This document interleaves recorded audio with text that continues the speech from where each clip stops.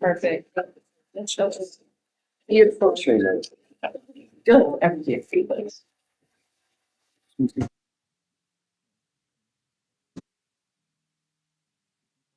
Time to set it up.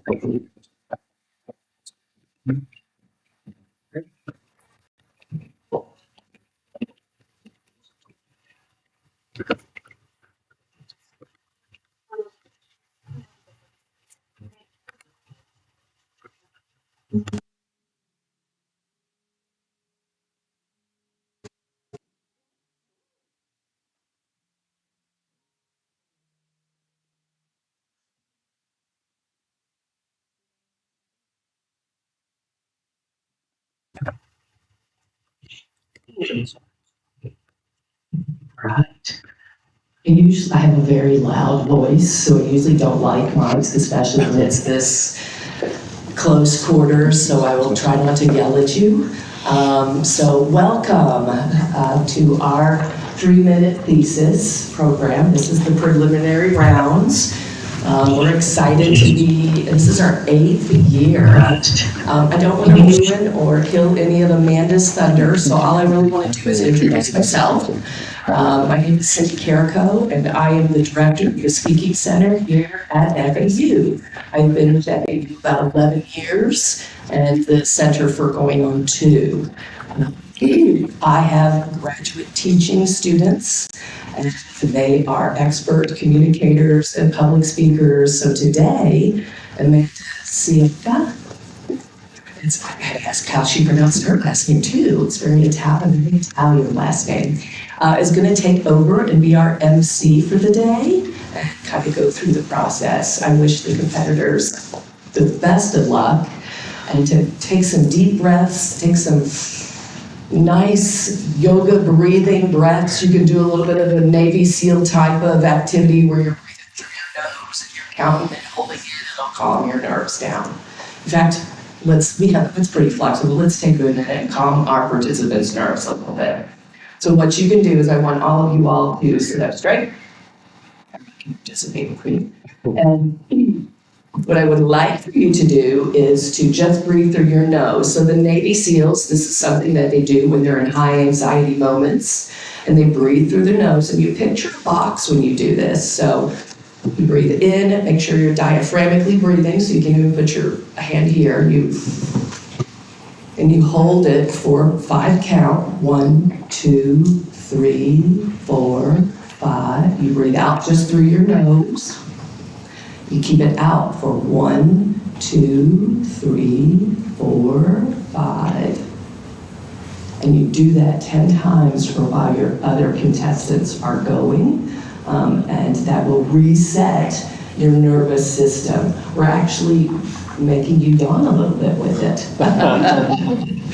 So that's just one little tip for any of you all that get a little bit nervous, and definitely for my contestants to take those deep breaths, and you can kind of do it silently to where you're not going. So without further ado, let me turn it over to Amanda to take it away for the preliminary round.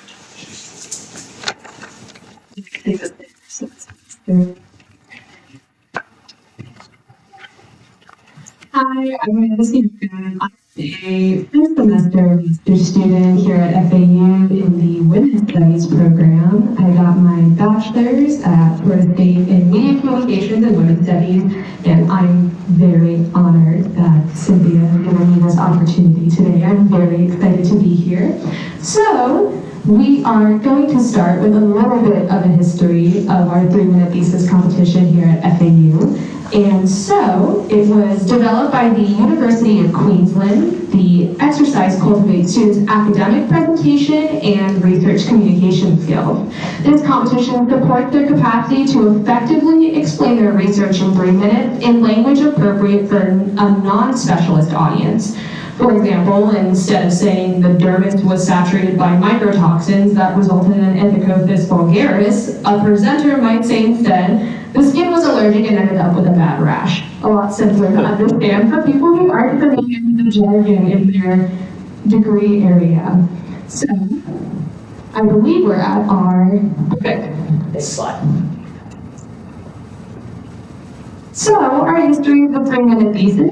The idea of the 3-minute thesis came out at a time in the state of Queensland when they were suffering from a severe drought. To conserve water, residents were encouraged to time their showers, and many people had a 3-minute day timer fixed to their wall in the bathroom. Then the dean of the graduate school, Demetrius Professor Alan Lawson, put 2 and 2 together, and the idea for the 3-minute thesis competition was born.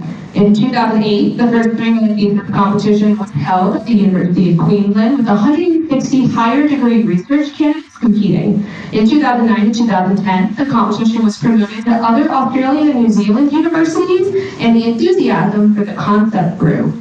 In 2010, due to its adoption in numerous universities, a multinational event was developed, and the inaugural Trans-Tasman 3-minute thesis competition was held at the University of Queensland. In 2011, the popularity of the competition has increased, and the 3-minute thesis competitions are now held in over 900 universities across more than 85 countries worldwide. In 2013, the first University 21 3-minute thesis competition was held with several universities from around the world competing in a virtual competition. In 2016, brought by an expansion of the Trans-Tasman 3-minute thesis competition to include universities from Southeast and North Asia regions, the competition is now called the Asia Pacific 3-minute thesis competition and is hosted annually by the University of Queensland. And now, 2020, the 3-minute thesis competition moved to a virtual format due to COVID-19 and has continued to be held around the world in either a virtual or live format, depending on various restrictions. So, here are our competition rules. Using a single static slide, competitors are to present their thesis findings in a clear and articulate language that reaches all audiences without the use of extras such as props or music, all within a timed 3 minutes.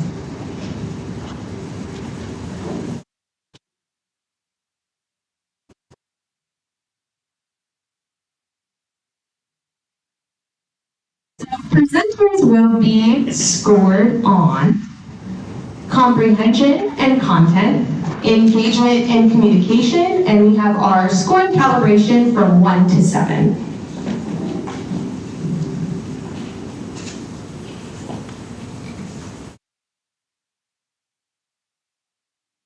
Here are more event details. I'm going to be your host for this morning portion from 10 to 12, and we also will have a 2 to 4 p.m. session today, as well as on Tuesday and Wednesday. And then our final will be on March 21st from 6 to 8, and the reception will be from 8 to 9.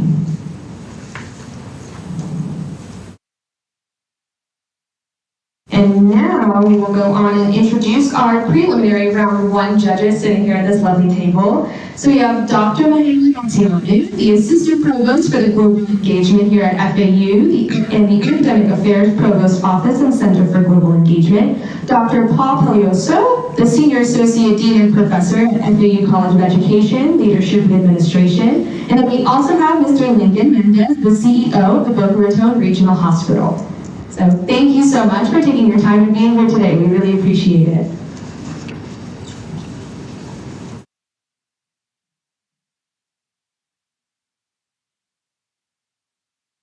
And now we are going to start with our first student today.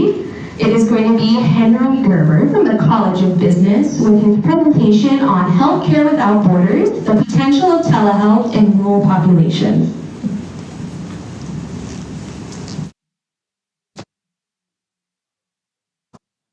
Easier. Good morning, everyone. My name is Henry Gerber. Today I'm excited to share some insight from my study, Healthcare Without Borders, the implications of telehealth in rural populations. In a world where access to healthcare is as complex as some of the conditions we aim to treat, my study explores how healthcare and telehealth is breaking down these barriers, especially within our rural communities. In a rural area where the nearest healthcare facility can be hours away, telehealth promises to deliver quality care directly into our patients' homes. However, it's not yet totally understood if these rural populations are ready for this transition or if they still prefer the traditional in-person healthcare experience.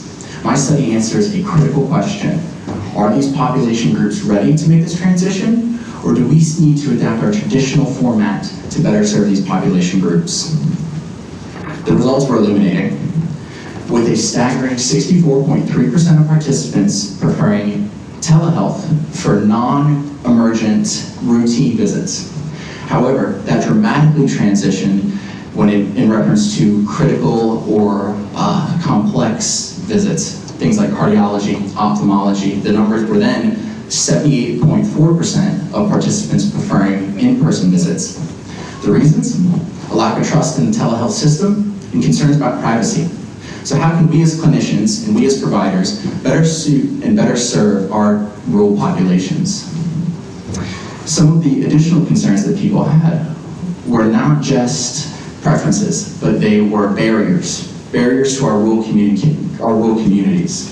Things like access to the internet, things like access to the equipment that people need to make these different barriers and have access to this telehealth that's so direly needed. The healthcare world is ever adapting, and we're on a revolution, not just for the United States, but also the world. A world where a top cardiologist in Europe can provide care to a rural patient in Mexico. These are the things that we as clinicians and we as providers need to adapt and better suit for our patients. Thank you so much for your time.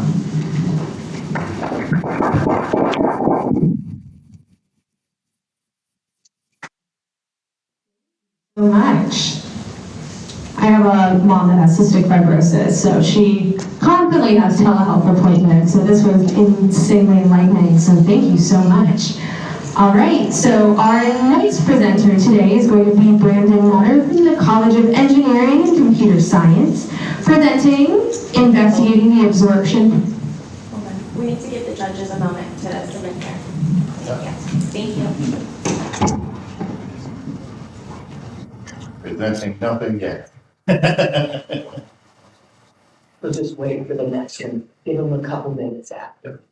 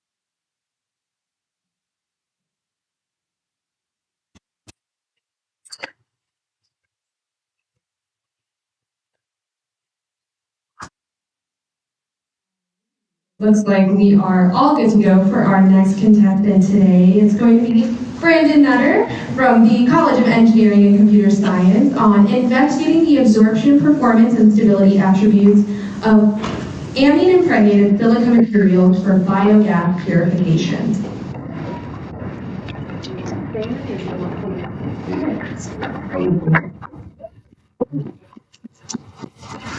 So, so that title was a mouthful, but does everybody know what this picture is? It's fire. That is a biogas flare. Biogas is typically disposed of in this way. They just waste it, they burn it. Methane, as we all know, is more potent than carbon dioxide as a greenhouse gas. So that's why they burn it, turns the methane into carbon dioxide. Biogas is interesting for a couple of reasons. One, over half of it is methane. And methane is also known as natural gas, which people have talked about moving from coal to natural gas as a bridge technology to a greener grid. The problem with natural gas is that it is also a fossil fuel, so it's limited. But biogas is over half methane. So if we could get that methane out effectively, cheaply, we could have a renewable source of natural gas. And biogas is produced in landfills, it's produced in wastewater plants. These are things that we have to do anyway. So we're producing it. Why are we just burning it? Well, we're just burning it because the process to treat it is expensive, because it's not just methane, it's also water vapor, carbon dioxide, hydrogen sulfide, a bunch of scary chemicals. But we need it to just be the methane. And each of those things has a separate treatment process to remove it. But what I'm working on, what my research is a filter, essentially. Just like you would filter water with a carbon filter to get all the gunk out of it, we can run a biogas stream through our filter to get clean natural gas out of it. And then we can start using it to produce electricity. So a little bit about the process itself, it's how we make these filters, is we have a substrate or something that we build it on, which in our case is silica or sand. Basically, it's just sand that has pores in it. And we have a chemical called an amine. There's a bunch of different ones. And this is an optimization process where we've gone through and tried a bunch of them. And we found one that has the right characteristics. It'll select for the things we want to pull out while letting the methane go through. And it works. It'll work repeatedly. It can stand up to the heat stresses. And it can regenerate so that it can be used repeatedly. And so that's the goal of my research. Let's stop burning and wasting this natural gas, start treating it and using it. Thank you.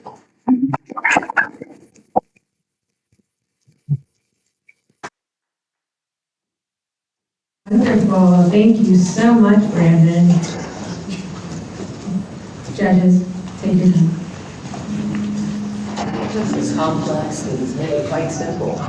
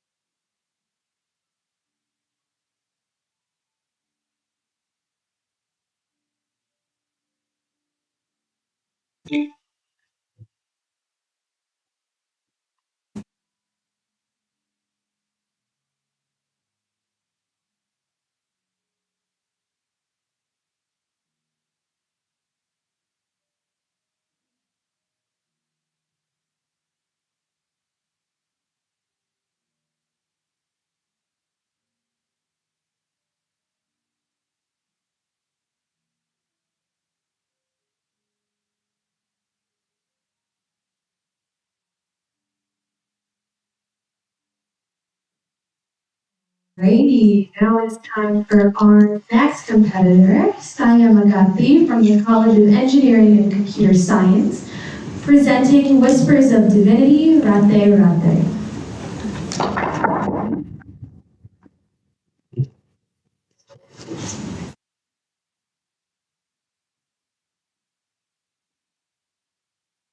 In the initial stage of starting something new, of our goals that we have prepared for, we all go through the stage called brain paralysis.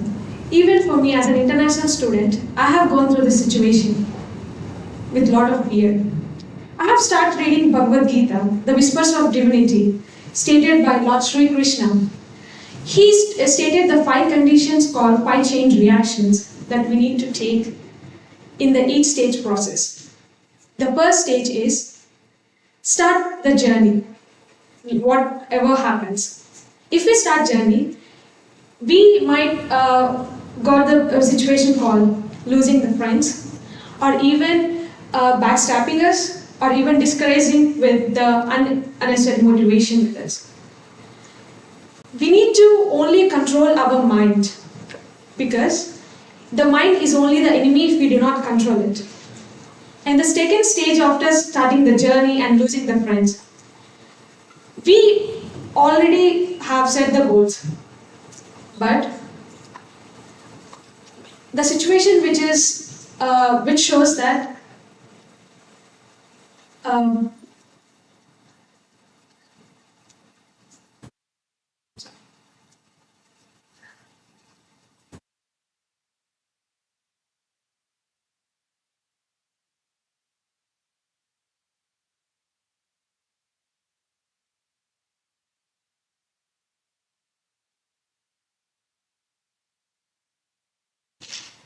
I'm sorry.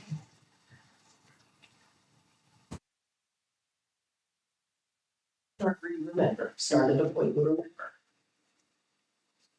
You got this, just talk about it. I'm so sorry.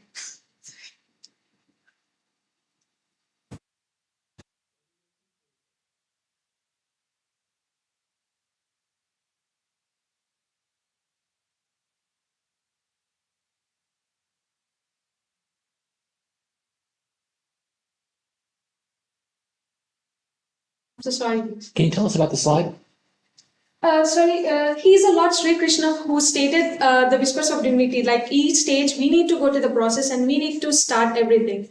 Like we might lose, or we might have to face the situations, and we need to take control over the situation, and we need to plan like what we are doing it, and we need to. I'm sorry. I'm so sorry.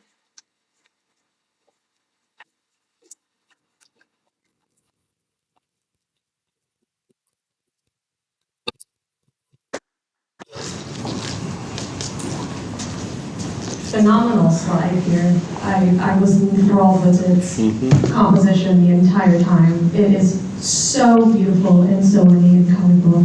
Absolutely love that.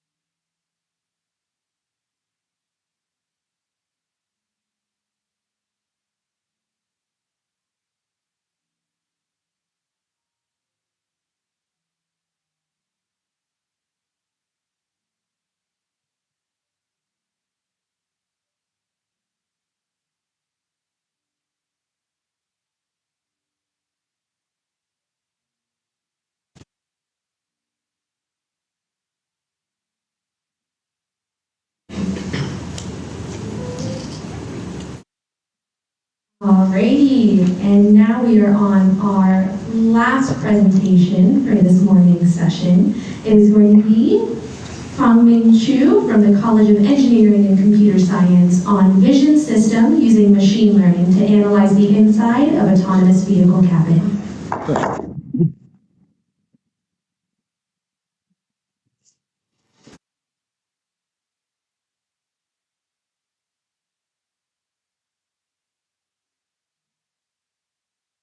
Do you still remember the last time you were driving home after work? Were you entirely focused on the road? Or have you ever get distracted, even just for a split second? For example, texting on your phone, adjusting the radio, playing with your hair, or applying makeup. One moment of distraction can turn your whole life around. Distracted driving is a major cause of driving accident. In Florida alone, it caused 48,000 accidents and took over 300 lives last year. Nationwide, it's tens of thousands more. Distraction action can have many accidents.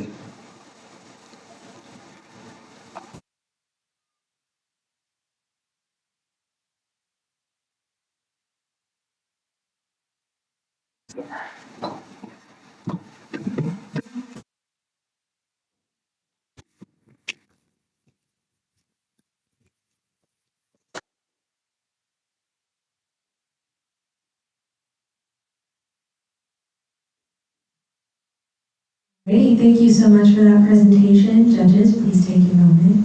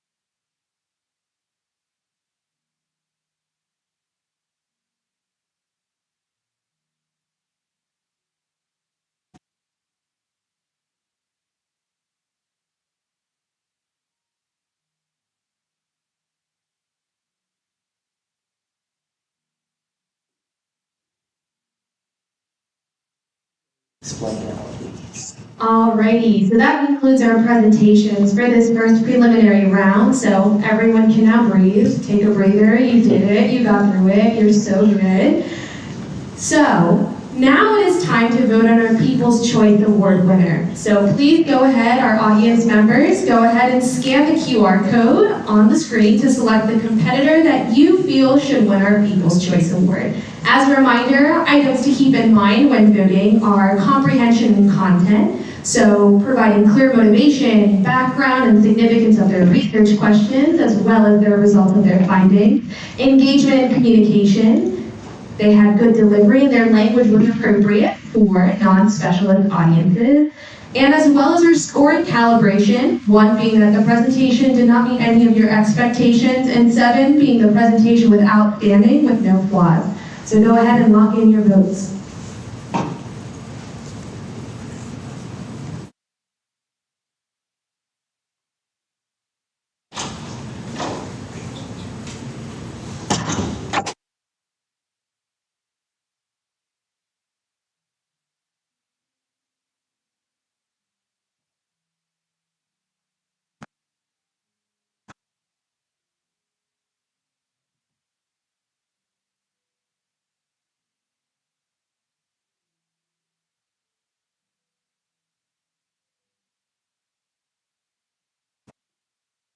Alrighty, so now we are at the presentation of awards. So our People's Choice winner will earn. Our People's Choice winner will win $500. Our main heat winner will win $1,000. Our first runner-up will win $500, and our second will win $250.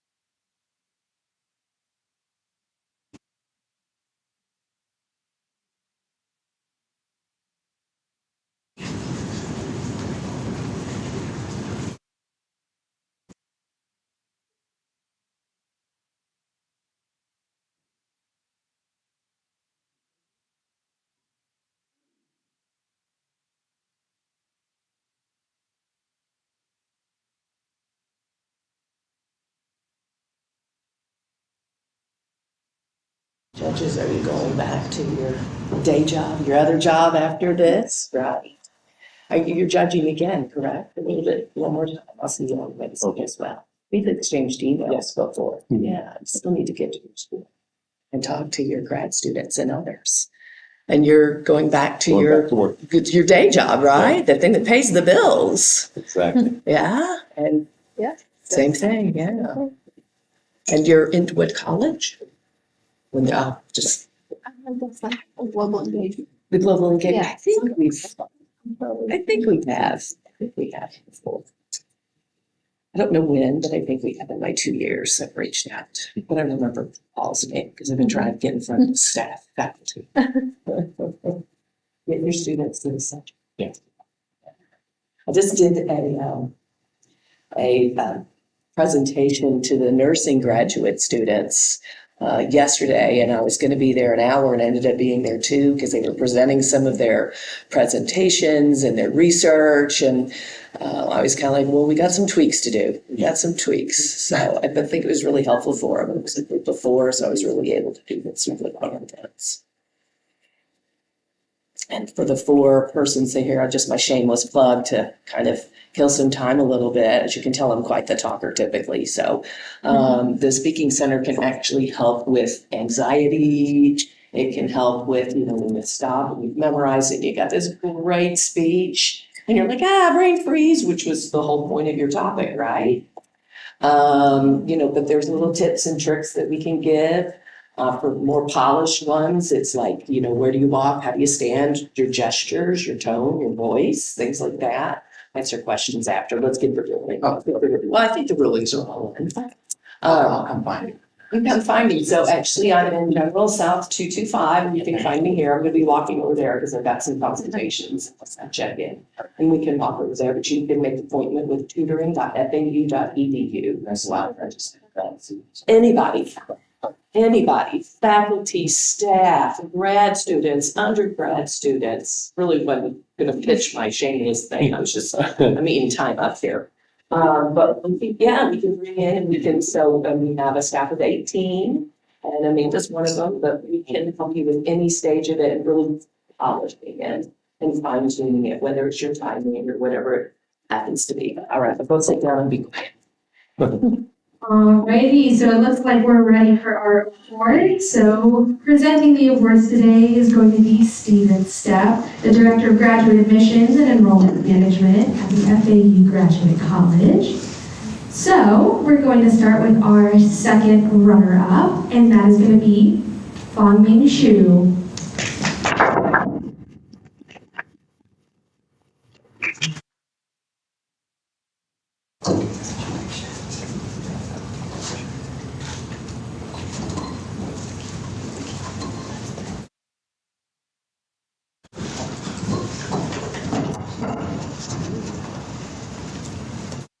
Now we'll move on to our first runner-up. That is going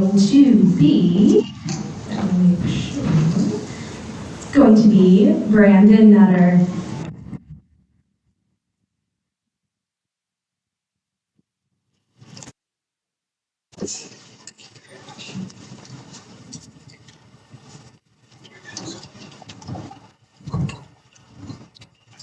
And before we announce our winner, we're going to announce our People's Choice winner that has been nominated by our lovely audience here. And our People's Choice Award winner goes to Brandon.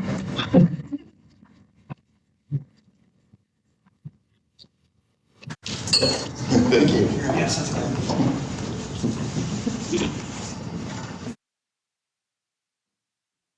And finally, our first elimination heat winner, first place, is going to be suspense. Henry Gerber.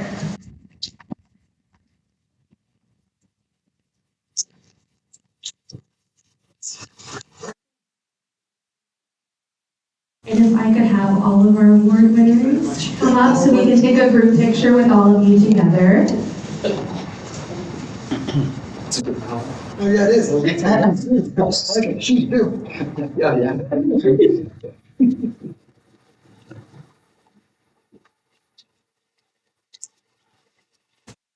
One more. Thank you, Brian.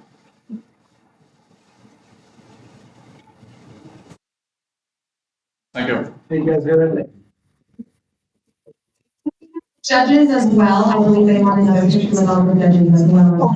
Here's my backup, the other picture of the judges. So real quick, so I'll go. I mean,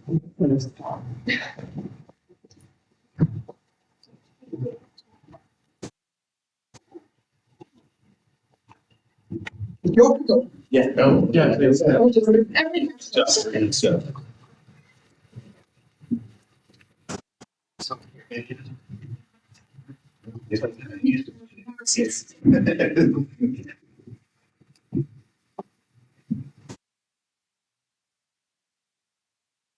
One more, please.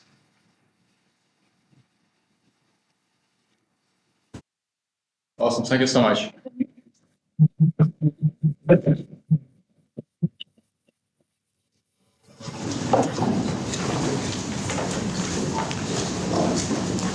Alrighty, so thank you all for coming. Please cheer on these owls. Thursday the 21st at 6 p.m. for the championship 3-minute thesis. Thank you all so much for coming, and we have our other pre-elimination round starting from 2 to 4. So please come and join us again a little bit later.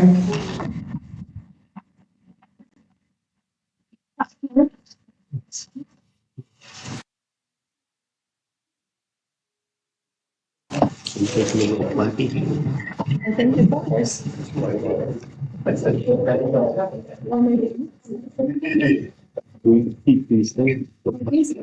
Just a good thing over there, Jenny, because it's a good size. Could imagine if we use the kitchen, it's your judge. Ask Elizabeth that. Elizabeth, are these for the judges, right? Yeah. Yeah. They're taking off the iPad, everything Oh, else is shoot. clear. Let me take it.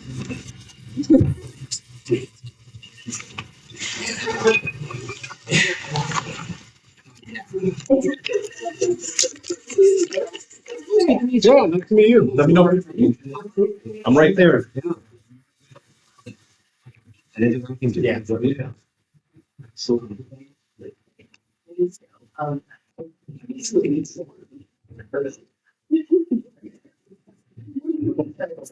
Yeah.